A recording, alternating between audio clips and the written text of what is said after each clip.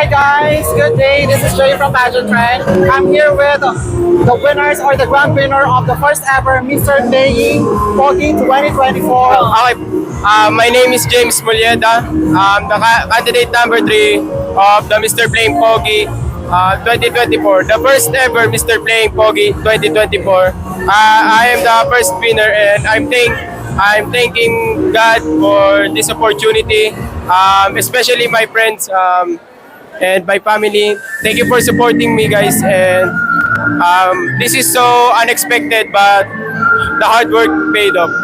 Alright, James, congratulations for winning the first ever crown. So right now you're wearing that crown. How do you feel about it?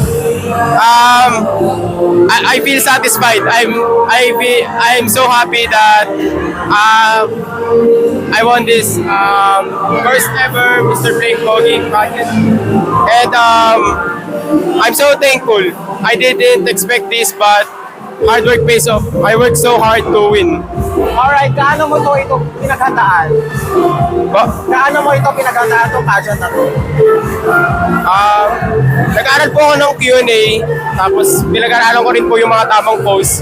And ginawa ko po lahat, tinanggal ko po yung kaba sa dibdib ko, and ginamit ko po yung isip ko ng maayos para makapagsalita po at makapag-rampa ng maayos. Alright, now that you are the Mr. Paying Pogi 2024, ano yung una mong gagawin? Siyempre po, stay humble pa rin po, and hindi po ako magmamayabang. And sana po ito ay maging inspirasyon para sa ibang nangangarap sa pageant. And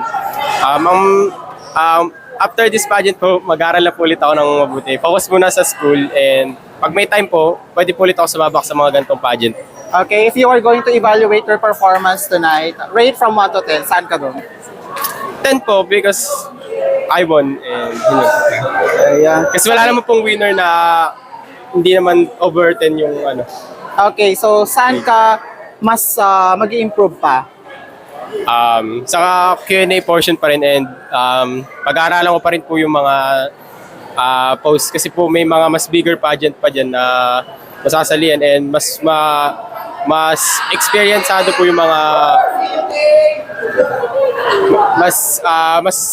may experience po yung mga makakalaban ko dun, kaya po kailangan kong mag-aral.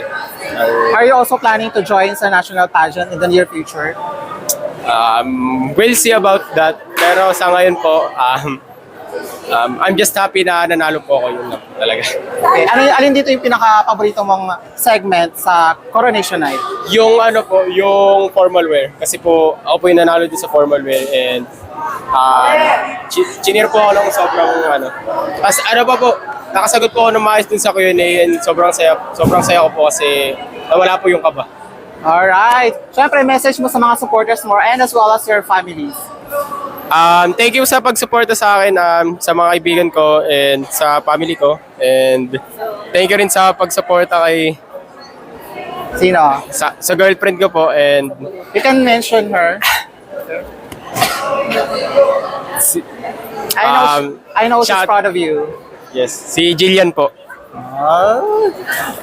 Okay, and as well as the person behind your journey, meron ka bang gusto pasalamatan? Nagpapasalamat po sa papa ko po, kasi siya po yung dahilan kung bakit nandito po ako ngayon. In-inspire niya po ako lagi.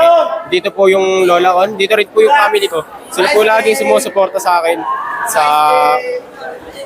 Sila po yung laging sumusuporta sa akin, and nagmo-motivate sa akin na masigyan ko pa. And shoutout sa mga klase ko po na binigyan talaga ng time, nagbigay talaga ng time para manood ng pageant at supportahan po. Alright, thank you so much, James, and congratulations once Thank again you po. for winning the crown. Bye-bye.